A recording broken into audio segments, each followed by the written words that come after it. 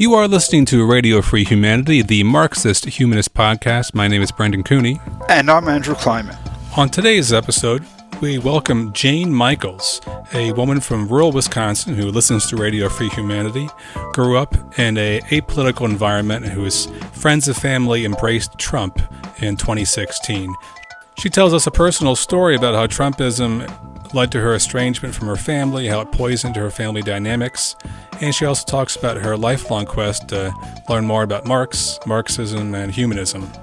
To hear more episodes of Radio Free Humanity, to read more about the issues discussed, or to join in the conversation, please visit Marxist-Humanist-Initiative.org. You can also make a donation to the podcast there on the website. And if you find yourself appreciating the podcast, please do not forget to subscribe, to like, to comment, and to write to us. We very much appreciate it. While our podcast is hosted by MHI, the views expressed by the co-hosts and guests of Radio Free Humanity are their own. They do not necessarily reflect the views and positions of MHI. Pretty soon we'll be talking to Jane Michaels about Trumpism, but first, as we do in every episode, we're going to take just a few minutes to talk about some current events. Hey, actually, before we get into our current events segment, we have a special announcement to make. We are fast approaching the 100th episode of Radio Free Humanity, and we are hoping to celebrate by having a call-in show where you can call in with questions and comments you have. The date is set to be September 10th at 1 p.m. Eastern Daylight Time. Listen here in the podcast for future announcements, or write to MHI to make sure you get notified. You can write to MHI at Marxist-Humanist-Initiative.org. We hope to see you there. We are recording this segment on July 27th, and we're going to be attempting to do two different topics in today's current event segment, something we've never done before. First, we're going to be following up on last episode's discussion about U.S. elections and polling data, and talking about some new polling data that's come out around the growth of the Democratic base among young voters. And two, we're going to be discussing this curious case of the recent resignation of the president of Stanford in response to charges of academic fraud. Yeah, there was an investigation that found manipulation of research data, not by him personally, but by people in his labs. He was the principal author of these pieces. Well, let's start talking about the electoral stuff. In our last episode, we were critiquing the Trump's Kryptonite piece put out by the Jacobin milieu, suggesting that the best strategy for Democrats to win elections and defeat Trumpism is to target swing voters with economic populism. We had a lot of critiques of that. People can go back and listen to the episode. But interestingly, just after that episode came out, there was a new report by Catalyst, which is a Democratic polling operation, and they claim that their data shows an emerging anti-MAGA coalition, that there's an increasing share of Democrats in the voting electorate. There are more Democrats now voting than there were in the 2016 election. A lot of that is new young voters becoming eligible to vote, but also that the politics of Trumpism have turned an increasing amount of Americans against the Republican Party. What the results basically show is that new voters who've come in since 2016 but didn't vote in 2016 are more Democratic leaning than those who had voted in 2016. That's young voters. And this is nationwide. It's in 47 out of 50 states. And in some cases, the swing is very big, like in Kansas. It's particularly big. And that's where they first fought back against the taking away of abortion. We have a lot of problems with what Jacobin is saying. But even, from the technical vantage point, if you want to give the Democratic Party strategic communications advice, who you should pitch your message to and what kind of message it should be, this is significant. This kind of thing, young people becoming more inclined to be Democrats. New stuff has come out even more recently the other day showing massively more progressive views among young people. There was a report based on the Harvard Youth Poll, which showed that with respect to gun laws, climate change, same-sex relationships, basically welfare policy, food and shelter being deemed a right, young people have become massively more progressive in their orientation, really just since 2012 or 2016. The caveat that is in my mind all the time is, yes, but young people don't turn out to vote in as great a rate as older people. So, I mean, I have some questions as to this idea of, okay, well, all you got to do is turn out the vote, and that'll solve everything. You don't have to appeal to swing voters. I'm not in the business of giving strategic advice to any of these people, right? But, if it were as easy as that, they would have done it already. Most people who don't vote don't know much about politics, don't care, are alienated from it, don't know how to choose, don't care to choose, don't care to vote. And then there are just like the structural problems. Young people, they got like kids, they got working two jobs. It's hard for them to vote. It's not as easy as it is when you write it on paper, just turn out the vote. I actually don't know, but I would say irrespective of the strategizing, I think it's really significant that the younger voters are breaking from MAGA big way. I think it's also significant that their views are much more progressive than in the past. This does not bode well for the Republicans' Trumpism, but it's dangerous because they read these same reports and they understand them, and they're just going to say, well, we need more voter suppression because we can't win the other way. Yeah, and I totally understand your caveat about young voters' voting habits. And I also am not looking to give the Democratic Party advice on how to run campaigns.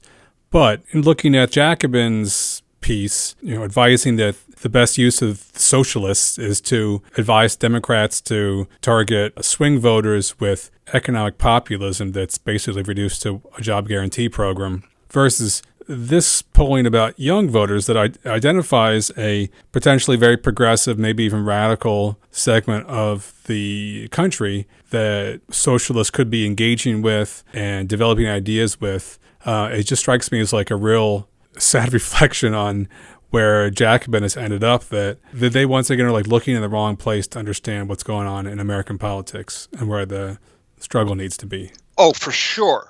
I mean, this is all about accepting the framework of electoral politics as it is. You take people where they're at, you take the political map where it's at, and you try to eke out a victory by moving 1 or 2 percentage points of the population into the D column in this election, and then, the future be damned. Absolutely.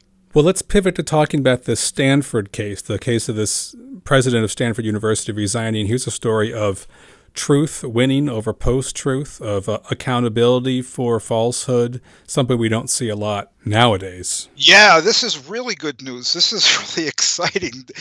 We have so little good news, and this is just really good news. Yeah. Stanford University President Mark Tessier-Levine resigned last week after big controversy erupted about his manipulation of research that he oversaw as a neuroscientist. And apparently, the person who originally raised the alarms about his research was Elizabeth Bick, the Dutch microbiologist that we've discussed before on the podcast a long time ago. Elizabeth Bick takes it upon herself to regularly review lots of scientific studies looking for evidence of manipulation of images in scientific studies. And she has some sort of strange genius for seeing visual patterns that other people can't see in images, and she can tell when images have been flipped or altered in other ways to manipulate results in data. But apparently the student paper at Stanford started investigating her claims, and this 18-year-old freshman student, Theo Baker, wrote a bunch of stories. And eventually he got he won the Polk Award. He won the Polk Award, which is one of the most prestigious awards in journalism.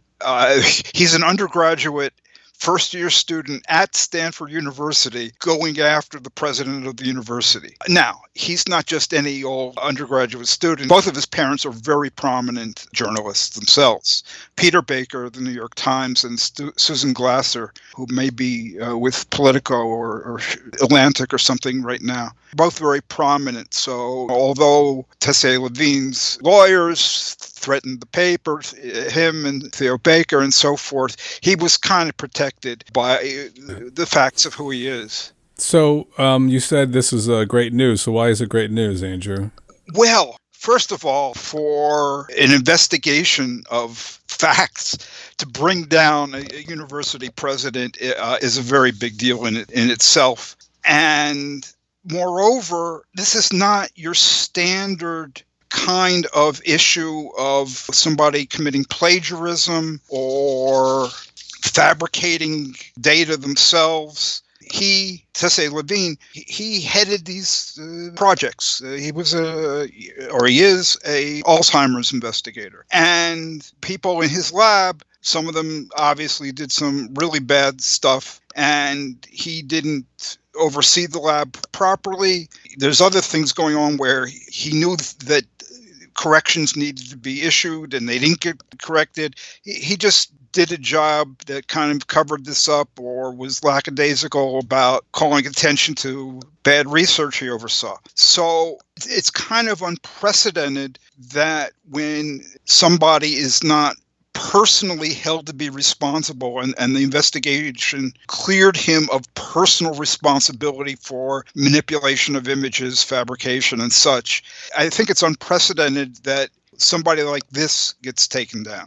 And I'm basing this in part on a recent stat article on the case by Lisa Rasmussen, who's the editor-in-chief of Accountability in Research. And she writes, one might have expected Tesse Levine to be in the clear with the report's conclusion that there was no evidence he committed misconduct or clearly knew about misconduct in his labs. Instead, he lost his job for behavior that has up until this point not typically been subject to consequences. So she's anticipating, hoping for, but thinking that there might be a real sea change coming in the way research gets conducted.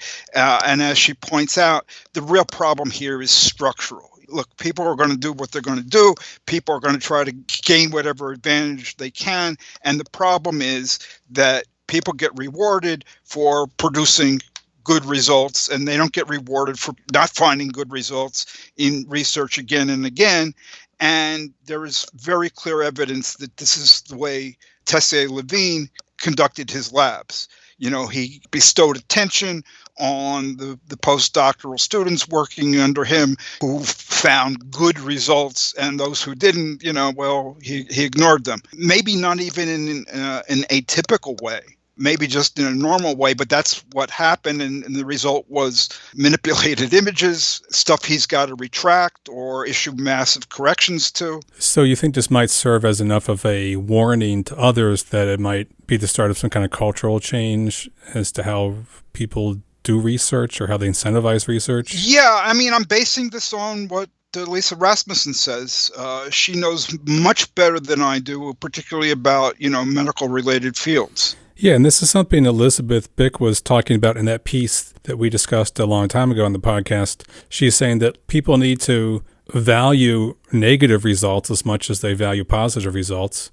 And they also need to value reproducing results, like reproducing other people's research. And she's pointing out that in the age of AI images, you can't just rely on images to believe the results. They need to be something that other labs reproduce and confirm. Right. This is called the replication crisis. Yeah, and a lot of people have been talking about this, especially in psychology, for a decade now. If you read philosophers of science like Karl Popper, Imre Lakatos, what becomes very striking is the way that scientific knowledge progresses is by knocking down hypotheses. People have ideas, hunches, hypotheses, claims. Where the progress comes is by knocking down such claims, not by confirming them, because once you can exclude things, you can move on and you can say, okay, so it's not that, well, maybe it's this. And it's that kind of dialectic that moves things forward. And that is, in fact, extremely new, that idea of disconfirming things and procedures and protocols to knock things down. That's pretty new in the last several hundred years. It's not that people way back when in Europe and other cultures, it's not that they didn't care about the truth. It's not that they weren't rational, but they lacked procedures to disconfirm what they believed. There was always some way in which whatever they believed withstood whatever would seem to be contrary evidence against it. Oh, well, the gods changed their mind, whatever it might be, right? You can always invent that kind of story. Knocking down those stories and knocking down hypotheses, getting false claims retracted, and we're, fighting a case, as some of our listeners might know. These are extremely important things, not only in an ethical sense, but for the progress of knowledge.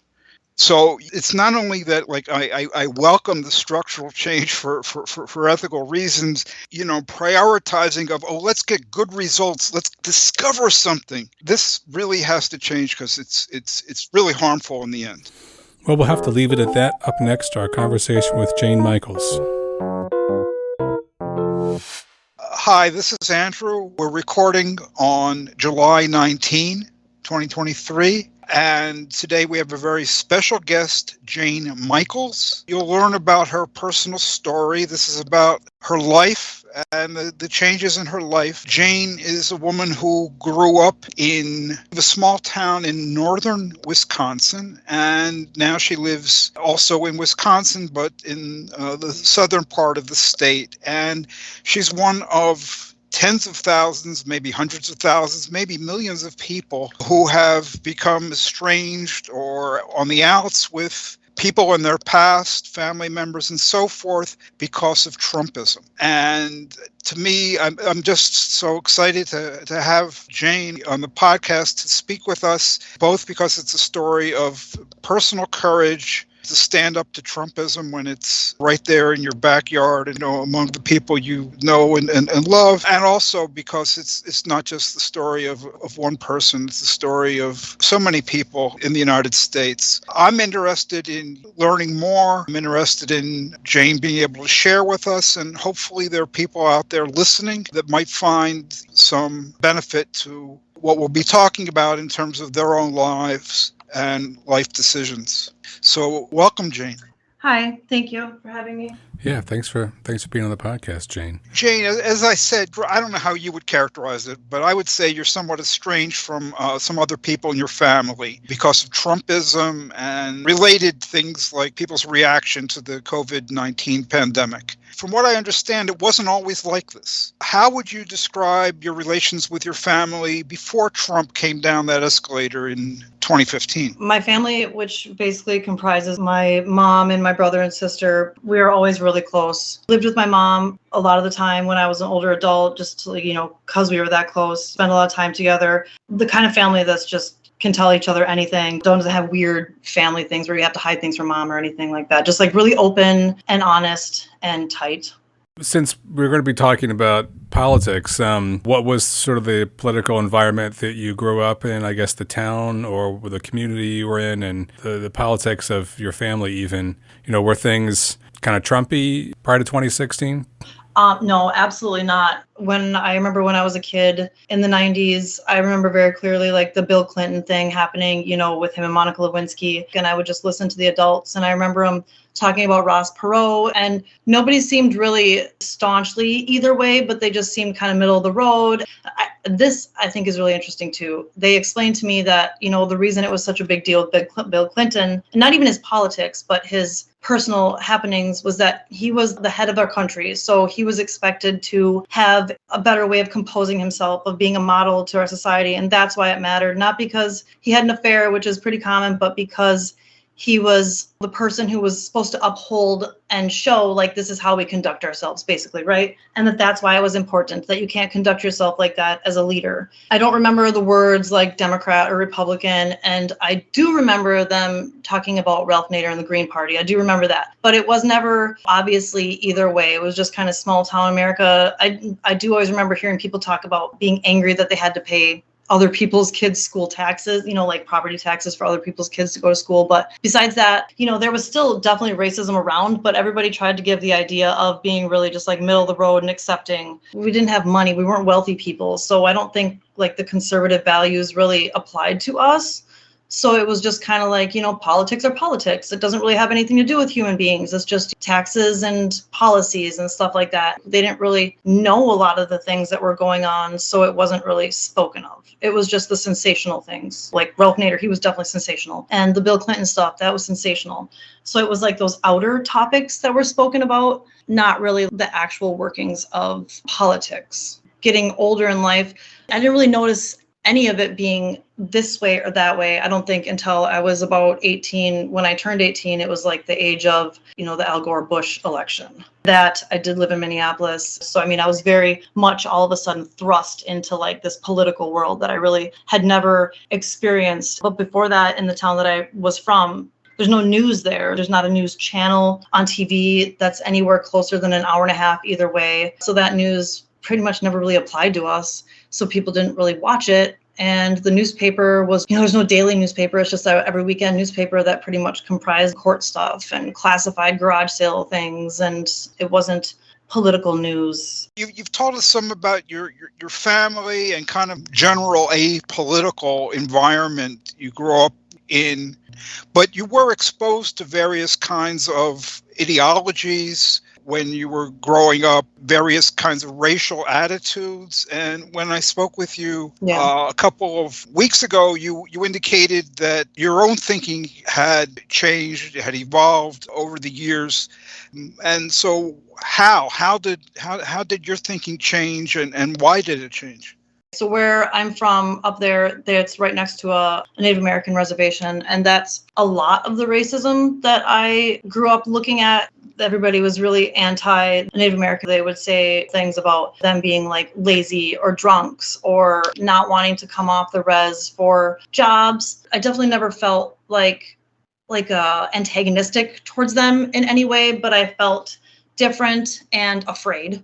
Definitely afraid. And the Black families that lived on our streets, they were always, I wouldn't say welcomed into our neighborhood, but they were not treated, well, actually, I could be wrong on that. They could have been treated more harshly than I know. But when I would get home, my mom would make comments about maybe the way that things smelled, or the dad didn't work, things where they would say on the outside, like, oh, we're not racist, but their comments and their, what do they call those, microaggressions, would definitely be there. So that was confusing. And I did adopt that thinking, and even, nowadays, even though I completely don't agree and I don't think it's logical to be racist, I still have those, I guess it's called internal biases in my head that will come up, and, you have to acknowledge it and see that it's there.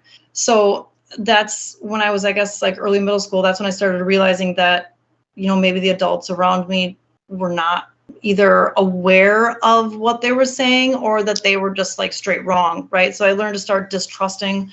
And in the same vein as the Bill Clinton thing, when they would say that it was so important that he be an upstanding citizen because he was the model, and then also seeing the adults around me doing the same kind of behavior and hearing about those same infidelity issues with them, it just kind of showed the contrast between what they would say and what they would do. And it put doubts into my head about that I needed to be more aware and I needed to be more paying attention. The racism thing, especially with the Native Americans, was really hard to deal with growing up, because as a white kid who actually does have Native American in me, I would always be treated very badly by the Native American girls. They always wanted to beat me up. And for a while that facilitated and me being angry or hateful towards them. And, you would use slurs, stay away from them. Yeah, but it grew increasingly ugly feeling to be like that. And even though I didn't appreciate the way they treated me, I also kind of understood it and couldn't blame them for it. I couldn't blame them for it because they are oppressed and they are kept out there. And when they do come and get jobs in town, they are treated like crap. And people would say, oh, they don't want to work. But then you'd always see them walking 10 miles to town to go to work at McDonald's. And there was no real effort to reach out to anybody, or make people feel welcome. You've talked a lot about the racial attitudes that you confronted when you were growing up and your own thinking about that, but also political ideology in general. It was mostly an apolitical environment, but you were exposed to various kinds of political ideology, right? Yes. Can you tell us about that and how your own thinking changed over time? I remember my mom always saying, that, because I would ask, what are we, if we were a political party? And she'd say Democrats. But she also wouldn't be able to tell me exactly what that meant, right? And she'd also tell me that she's never voted in her life and that she doesn't know anything about that, so she stays out. And then when I was 18 and I lived in Minneapolis, I was definitely living with Democratic roommates. And they, basically told me what they knew. And I learned about it through canvassing and the election where Gore, quote unquote, lost. That was where I got my actual first education of actual like ideologies of politics rather than just like locker room talk or whatever you want to call it. I had basically felt that way up until that time that I was Democratic, and that mostly I knew about it just being more about people. And I guess that's really probably almost only thing I really knew about it. And then in college, I had the business administration degree, and I was in a financial math class, and we were discussing how money is made and how banks are managed and how banks are, how they're policed, or rather not policed. And at that time, I was feeling, well, they should be able to regulate themselves. They should be trusted. And who's to tell them that they have to put these rules on there, And that's when my teacher had told me that actually what I was saying was more Republican. It kind of just changed my ideas. And for a while, I was like, yeah, I do see this. And I was working to be in wealth management, and I was working on like learning how to stock market. Even if I couldn't be a rich person, I was going to help other rich people manage their money. So I leaned that way for a while. Even though my life didn't show those things, I think maybe I just wanted to be a part of that world. It sounds good, right? Have all this money, be a capitalist, and win basically over everybody else. If you get trampled on, so be it, I guess, because you're just not paying attention. I was in my early 20s. I'm not really sure how that felt good at the time, but it didn't. I basically eventually stepped away from that when, my life took a different turn. My life does not mirror that thing. So I couldn't really agree or espouse something that was not something that I could even show in my own life. When 2016 rolled around, where were you politically? Well, I had voted for Obama. I was, all about social issues and leaned very heavily Democratic. And I thought in my entire heart, I thought that my mom was right there with me, right? Because she's the one that raised me to feel these ways and to feel like that people are people and you don't judge based on, sexual orientation, race or anything like that. Even though, like I said before, there was still the microaggressions you always see. And then the Trump thing happened. And I remember my mom always, he'd be in television shows, he'd be on the You're Fired show, and he'd make little guest appearances on things. And I remember her always saying that she could not stand him. And when that started happening, he started showing up, and she would almost agree with me, like this, that's ridiculous. That's ridiculous. But we also didn't get to talk about it that much because at that same time, she had moved down south to be with my father, who she had not been with since I was a small child. And my father is most definitely Republican and against things like gay rights and against people getting welfare. And I think that had the biggest part to do with it is his influence, because whereas she would not have said that before, then she became just like staunchly all about him. All about Trump. Yes. So you were surprised. It didn't seem like in her character. Yeah, I was very surprised. It did not seem like her character at all. When I would start bringing more and more things up, things that I thought would be deal breakers, like I have said before to Andrew, like criticizing John McCain. Like my mom she wasn't super about the military, but it's kind of like Christianity in America, where everybody just kind of blindly is like, yeah, that's what we do, So even if somebody might not actually have ever even thought about the military, they're still like, well, that's what we do. We support it above all else, and we don't want anybody else to hear us that we don't. So, I would say things like the different little things, because, when Trump first came around, the things he did and said were shocking. Let me just clue in people who don't remember or might have been too young at the time or not in the U.S. This was, I think, 2016, and John McCain, who had, run for president on the Republican ticket, was thought of as, some great guy. Well, he had been a prisoner of war during the Vietnam War. People just paid lip service to how great he was, all except Trump. And Trump said, I like people who don't get captured. And that was thought to be like, oh, that's going to sink his campaign. That was like before the Access Hollywood tape. And everybody's, this time he's going too far. This time he's going too far. Well, one of the first times that Trump went too far was saying that he likes people who don't get captured. So that's what this has to do with the military that Jane's talking about. I think you guys know as well as I do that if somebody had said that before, like you said, that would have been the end of them. And then the Access Hollywood tape, my mom has always been very, maybe not in her mind feminist, but at the same time, she's like, don't take no shit. She's always very encouraging me to like not bow down to male chauvinism or privilege. And when that happened, that was another thing that was like, oh, well, here we go. Here's like the proof that he said this terrible thing. I mean, obviously it's a terrible thing that happens all the time, but we can't obviously support him outwardly because what was I taught about Bill Clinton? Like, you can't do that. It was so shocking. I just can't even believe it. I don't even know how they could have said to justify it, but they just kind of, would use language to brush it off. And my mom is very heavily Christian. I would, talk about that. And she's like, well, everybody says it. He just got caught. So you can't blame him for being caught. So basically it's acceptable. And then, that whole attitude started coming about how he's not a politician. He says what he means.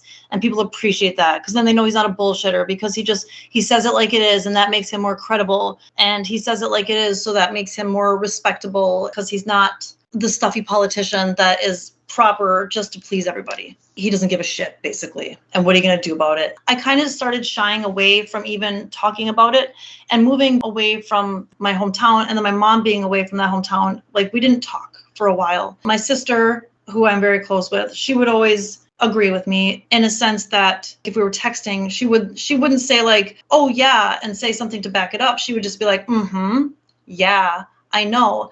And I never really thought anything of it. And then my friend was saying to me, she said, your sister is a Trump supporter. And I was like, that's insane. That's crazy. And then I said something to her one day about the fact that my Aunt Linda and my mom believe that Trump is the savior and the second coming of Christ. And she just said, yeah, back on the text. And I realized that my friend was true. And my sister just basically didn't want to create a line between us, which I respect. And I never mentioned it again after that because I just couldn't put that between my sister and I. I know that even just the rest of my hometown, all of them, I don't talk to hardly almost any of them anymore because if I put something out on Facebook, it was either some stupid comment about how, oh, this is stupid, I don't get into politics, or, when they give you an argument that's they think it's saying something, but it's not saying anything, or defending something with a false fact. I became very closed off and I knew that I was basically unsafe to talk to anybody. Sadly enough, except for I had one friend who we could actually,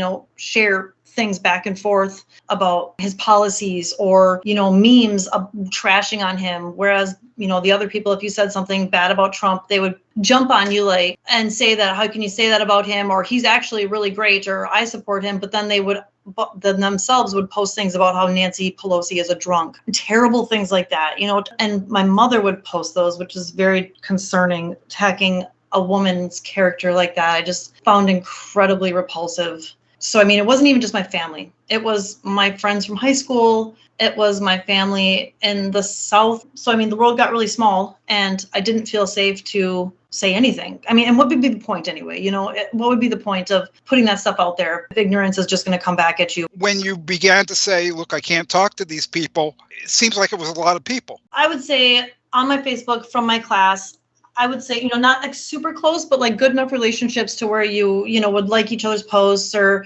comment on their stuff. I would say a good 20, 30 people. I didn't have a huge class up north, but the people that I went to school with and in grades above and below, a lot of people. A lot of the people that are still in the same area, they still don't have real news. They still don't have newspapers. And even, frankly, even if they did have the newspapers or real news, they might not even watch it.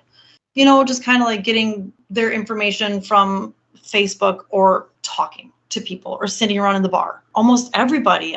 It still is flabbergasting to me that almost everybody held these views that he was okay, that he wasn't doing anything that bad, that he was just basically saying what everybody had wanted to say this whole time. And a lot of my friends too. For lack of a better term, we were the bad kids. I had friends that were in and out of jail and friends that, smoked weed and didn't have amazing lives. Definitely were not wealthy. Definitely were not in a position to tell somebody else that they were above them. They're not religious people. So, I think that's what really even made it even more strange to me. And that still is, to me, the most strange thing is where a lot of the people that support Trump, he would not support them. He's not about them. Why do they think that? He's not about little low-income America criminals, that he would call them. So why did they think that he supports them? Incredibly confusing. Do you have any feel for why they think that? You must have thought about it a lot, and you're not the only one by any stretch of the imagination. This is the big question in the United States and really in a lot of the world is this right-wing so-called populism. People who are supporting it, they're going against their own economic interests. Do you think that they're aware of that on some level or just totally unaware or in denial or what? Obviously a combination of things, but I think one major part is For one, lack of information. When I lived up north and I didn't have a lot of information or access to it, like I kind of thought that the world was a lot smaller than it was. I thought that, say, something like a revolution happened. Like I didn't think anything like that would ever be possible. It was just like you had the Democrats, you had the Republicans. It was boring. Politics had nothing to do with real life. There was no changing it. It's a politician's game. It's not us regular people's business. A lot of people don't seem to want to reach out for more information, whether that's for lack of knowing how to or desire, or I think there was just a lot of taking things for face value, taking it for granted. And then when everybody around you kind of is just like, and then the phenomenon of people believing what they see on the internet for no reason. Oh, I saw a meme that said so-and-so politician said this and that and this. And it just like, it just is, right? And then my mom said it too, or my dad said it, so I know it is. And then sharing it, so-and-so's dad shared this. So, I mean, he must know. The Trump team and all them, they play on that so much, right? Like that people don't want to be the one that's like, no, it's not. Kind of like Christianity, for example, again, like people just go with it because that's what everybody else is doing. If you're the one person that stands up in church and is like, this sounds like bullshit, I mean, you're not going to get very far. People are going to either shame you, they're going to kick you out, or they're just going to make you feel stupid. People just want to go with the flow. They don't want to be kicked out of the group. They don't want to look stupid. For lack of trying to learn more, they got better things to do. Honestly, if you're not paying attention to politics closely, the things that actually happen, they do sound crazy. All kinds of things that if you just told someone on the street like that doesn't pay attention, be like, hey, did you know, say, like when Trump first became president and he started like changing the rules and the laws like at lightning speed, and people just didn't believe it because they didn't think that that was even possible. They just put it out of their minds. They didn't even try to think farther. That's like, they're just like, that's dumb. That's not happening.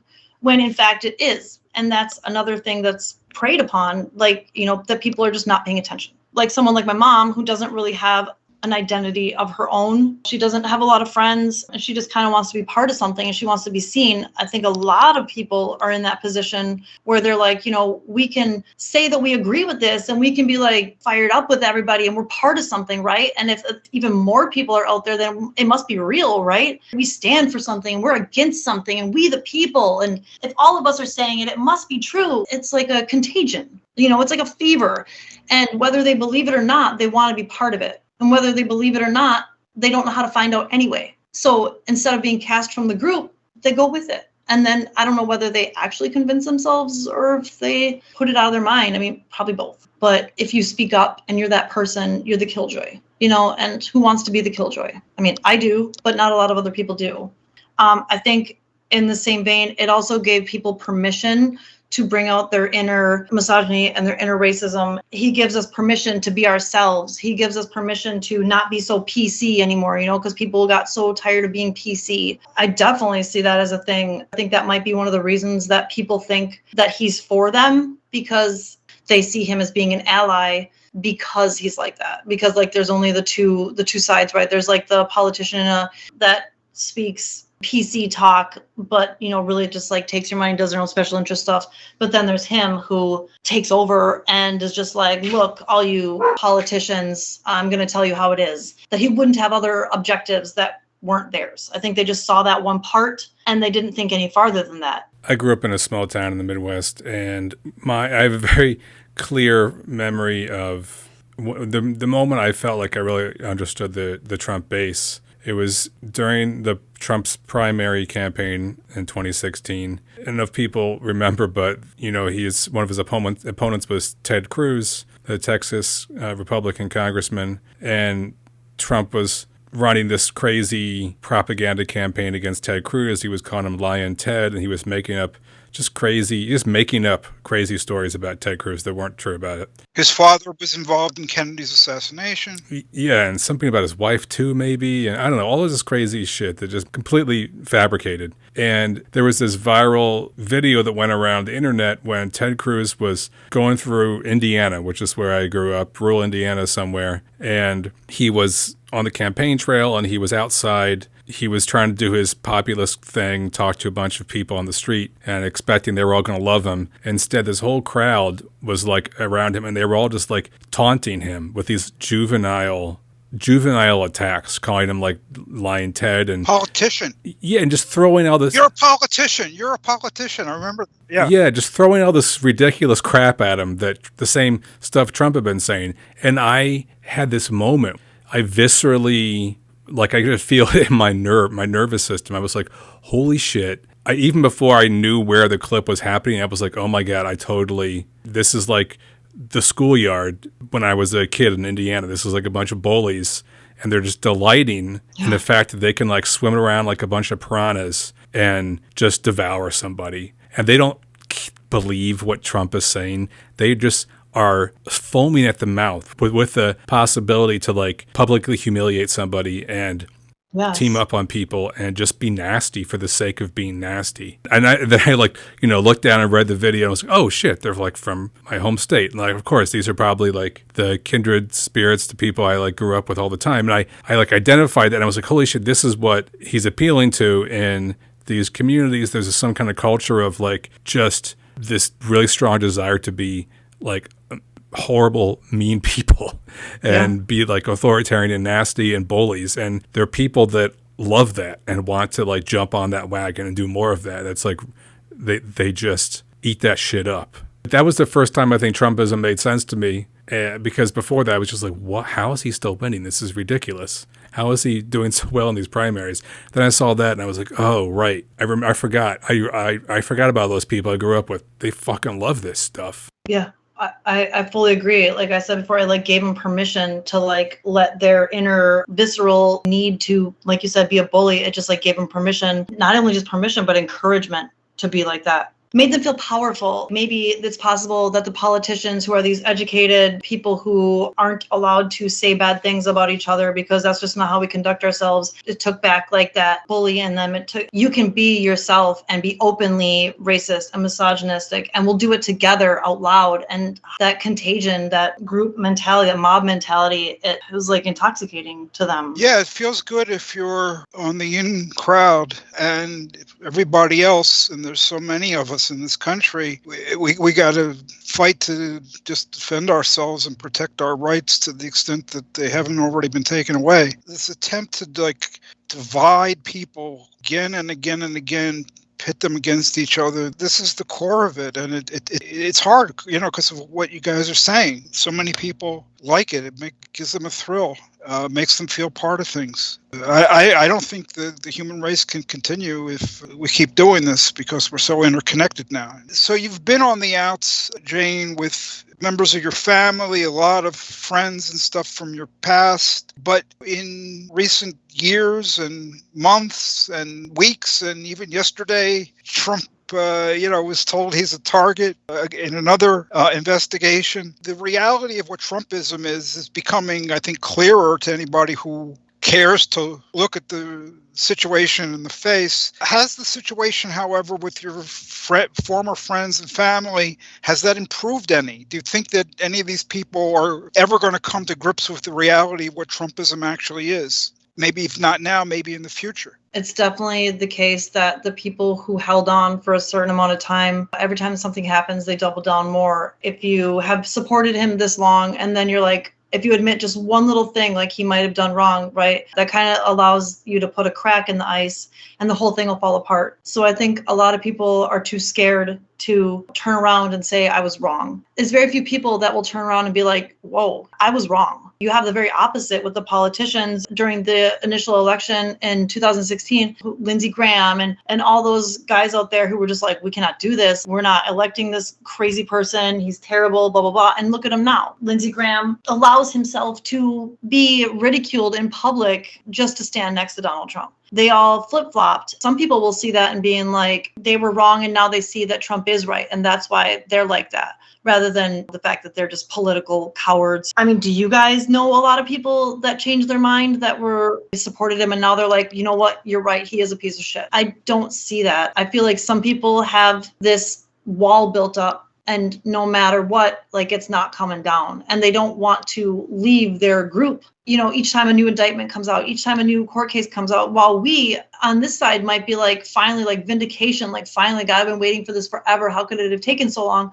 Other people are like, well, they're just attacking him more. They're just attacking him more. And see, it's just like this campaign against him because he couldn't possibly have done all these things, which, I mean, obviously he very much did. And we've been saying that from the beginning. But to those people, it just seems more unlikely that it's true. Right? They're like, oh, he couldn't have done all those things. How would that have been possible? We were watching him. And rather than showing them the light, it's just making him double down more. It's like a sickness in the head because it's obviously not based in reality. It's not based in fact.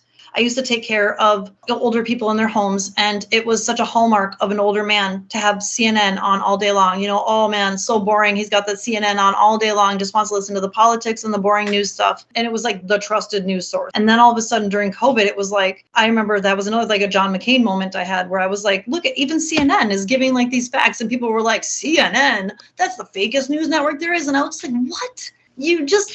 It doesn't matter what I say. You're just going to be like, that's ridiculous, because you just don't want to believe that you could be wrong. I mean, obviously, none of it is real.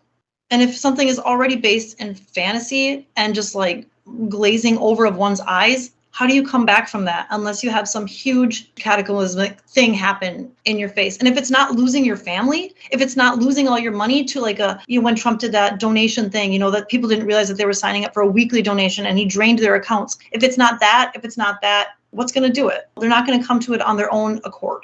I agree with you. I just thought that maybe, people who are different, I agree with you. Cataclysmic events will tend to persuade people. You didn't find many open Nazis and fascists in the immediate aftermath of World War II in Italy and Germany. Well, Germany somewhat more, but those people were rather cowed because of their massive failure. Trump might be going down and that might change things, but I think you're right. I mean, when people are acclimated to glorifying belief that's not backed by evidence, that's just faith, and they think that that's an honorable attitude to believe things on the basis of faith, whether it's religious faith or faith in Trump, he's our savior, or whatever the hell it is. It's just so corrosive. And because of that, because you're not checking your beliefs against anything, you can maintain that indefinitely, it seems to me. And you become more honorable the more you hold to it in the face of all kinds of evidence. It's a formula for here's how to be wrong and to be more and more wrong and to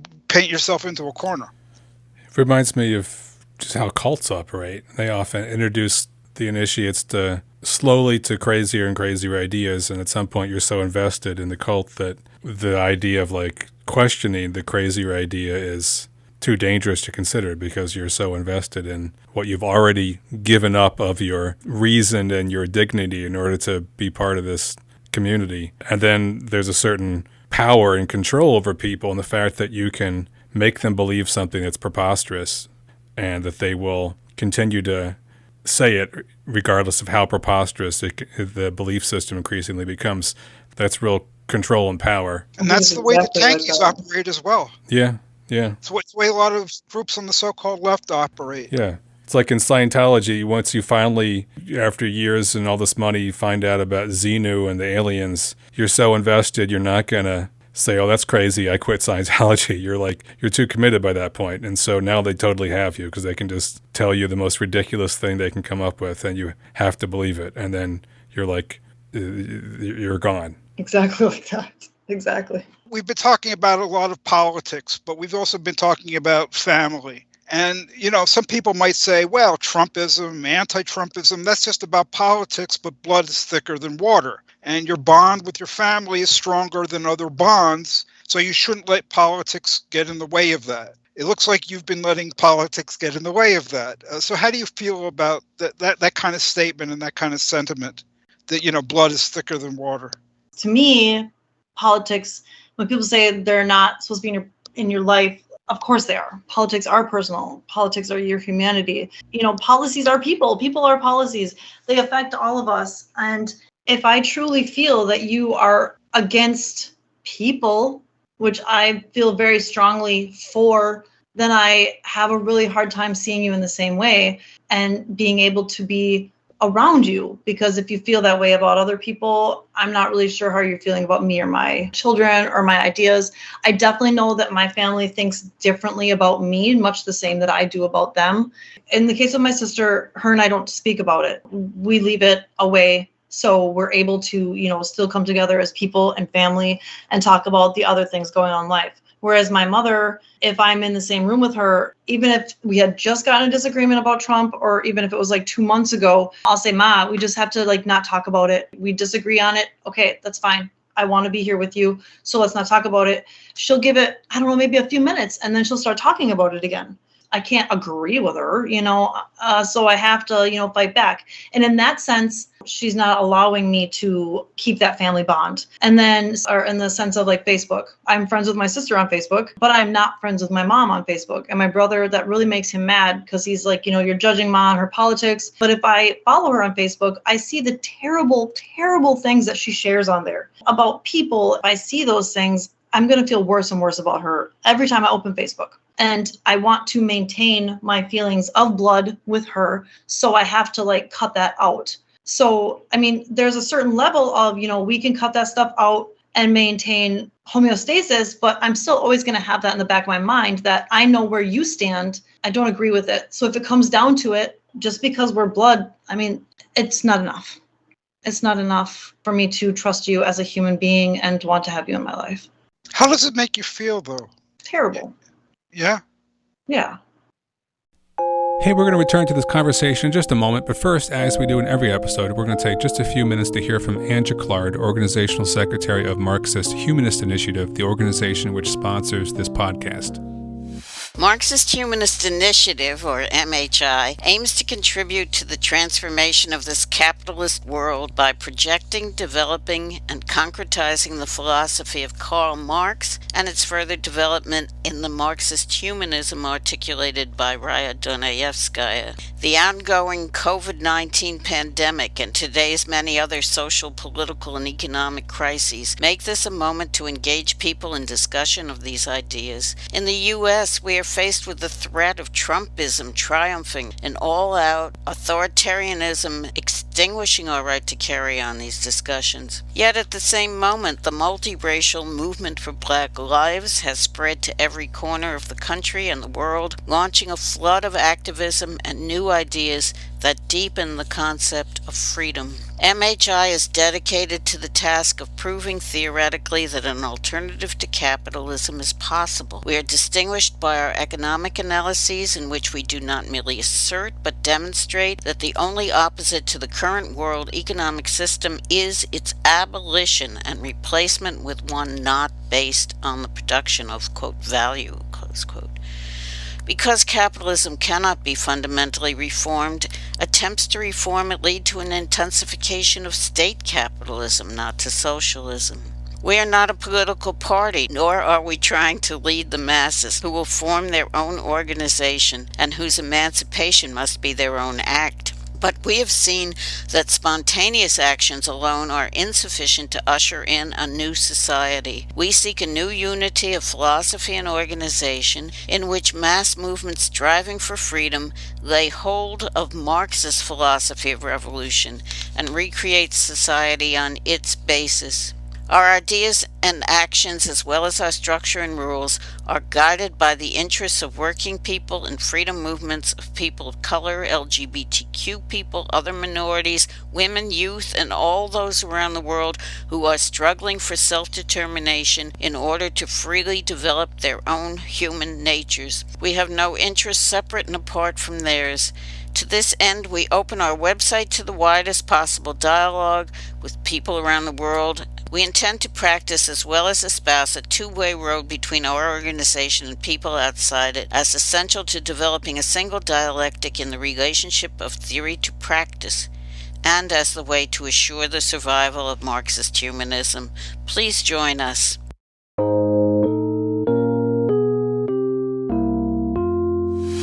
So, Jane, apparently you've been on a mission for a long time to learn more about Marx, humanism, but it's been difficult for you to find the right information and to know if it's information you can trust.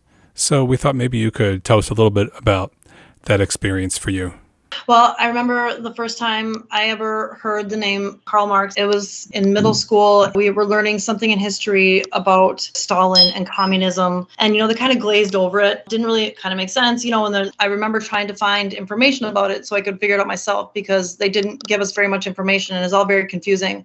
Being a kid, like 6th, 7th grade, there was no way for me at that time to find good information about it. Rather than just agree with communism, Stalin, bad, I just kind of put a pin in it, kept it in the back of my mind of wanting to learn more about it. In American pop culture, you always got the references in TV and movies about Yakami. It always just really struck me as confusing. And to be honest, the kind of characters that they would always pose saying that always seemed kind of extremist in a way where, it's that whole concept of like, you think that you see behind the veil, but really you're the one with the veil on your eyes. That's kind of like with the Trump thing too, I think. Going through life, like I said before, there wasn't a lot of politics. There wasn't a lot of it never came up in my life anywhere ever again for a long time.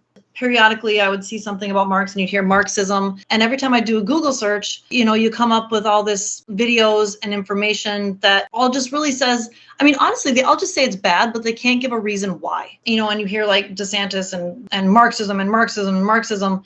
I feel like they're just trigger words. Like, I'm not even comfortable saying anything about Marxism anywhere in my social life, on Facebook. Like, I would not say that because I feel like the drama and the idea around it is so loaded. Nobody even knows what it means. They just know that it's bad, right? And that it's terrible. And if you like it, then you're terrible and you're a commie, even though nobody knows what a commie is. So in the last year or so, I think I was at a thrift store and I came across the little Communist Manifesto book and I grabbed it. Then that got me thinking. I'm always just trying to figure out like the next thing that I can hyper focus on. And I started putting in the search bar Marxism to see what it would come up with. And a lot of different things come up. So then I would be Googling and trying to watch some of the videos.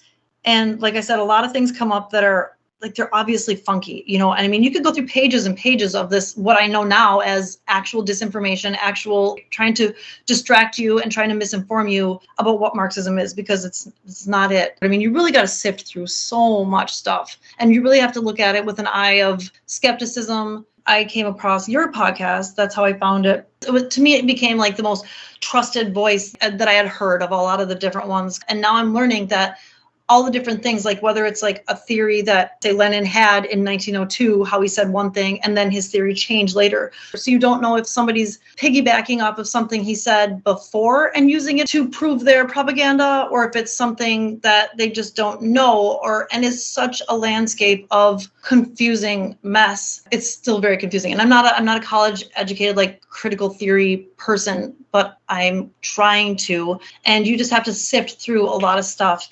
The thing that I found most interesting also when I was trying to find information about it is the library. I'm a member of the interlibrary system where you can order books from anywhere in the state. And frankly, if you want to order books from out of the state, you can get them as well. And when I tried to find books about Marxism, the search results for Marxism being such a big topic, the search results were maybe a page. And it was not anything that was positive. There was no positive things. The Communist Manifesto, even Marxist Capitalist, those books were not even at the library. If I cannot find something at the library, that tells me that there's a reason for that. If the library itself, like the government, because the government controls the library, and if the government doesn't want me to see those books, there's a reason for that. It's not like Marxism is bad, so we don't want to teach you about it. It's like, no, Marxism must be good, so we don't want you to learn about it. We don't want people to be thinking more critically. We don't want to give people ideas. We don't want to open their eyes to the fact that all this is so bad. And it's another one of those things, just like, you don't want to jump off the Trump train, or you don't want to stand up in church and say this is bullshit.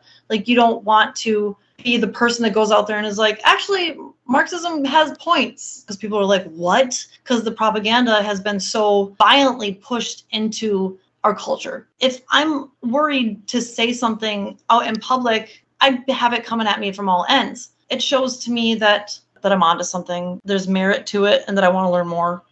And that I was right to put a pin in it, and that I was right to want to learn more.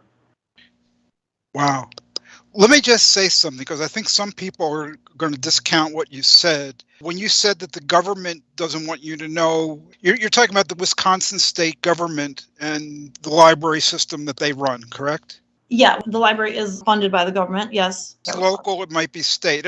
You actually live now not very far from a very major research university. University of Wisconsin, Madison. I'm sure you could find tons of stuff about Marxism in their library, but you don't have access to that because you're not a professor, you're not a student there, and so forth. I would just like people to recall what Jane was saying earlier about the lack of newspapers in the local area where she grew up. So anybody who's inclined to just discount this about the lack of information about Marx and Marxism, I would just say, folks, please be aware that not everybody is in the same situation that you are, and even what they are going to get in a Facebook search might not be the same kind of thing, or even Google. I think we have to take this for what it is. You have looked for a long time, for decades, and you found some information, a lot of disinformation, and you've had a lot of trouble sifting through all the misinformation and disinformation. Yes.